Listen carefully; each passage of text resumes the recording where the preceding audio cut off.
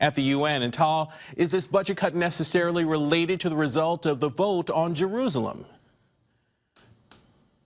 Derek, on one hand, it's hard not to see it as President Trump making good on his promise, because last week we heard a couple of times the Trump administration, both the president himself and U.S. Ambassador to the United Nations Nikki Haley, making this linkage between compliance with American demands and U.S. financial support to the United Nations. Also, we all remember this quote of the president saying, "Let them vote against us and it will save us a lot of money."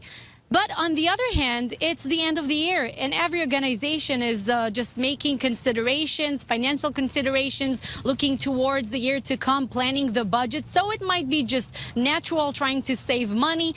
And also we have to bring into account that President Trump, or then candidate Donald Trump, he always used to bash at the United Nations for overspending. The president, as part of the Republican race in 2016, he said that the building here behind us, it took about $1 billion to renovate for the United Nations, whereas the Trump Tower, just on the other side of the town, had cost only $320 million to build. So we might interpret it both ways, I guess. It depends who you're asking, but many people are looking at this as part of the Jerusalem vote. Well, still saving money is always good too, Tal. Haley also signaled more cuts could be coming.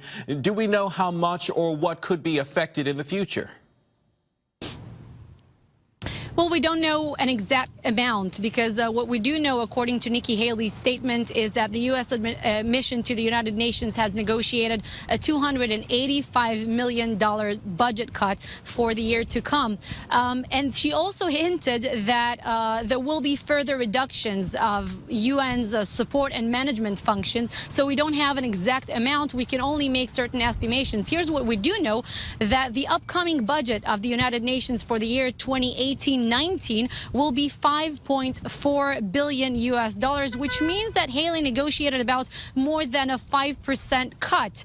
And last year, just to tell our viewers, the U.S. was responsible for 22% of the annual UN's operating cost, and plus another 28.5% of the cost of peacekeeping operations around the world. So these percentages translated into $8 billion US dollars last year.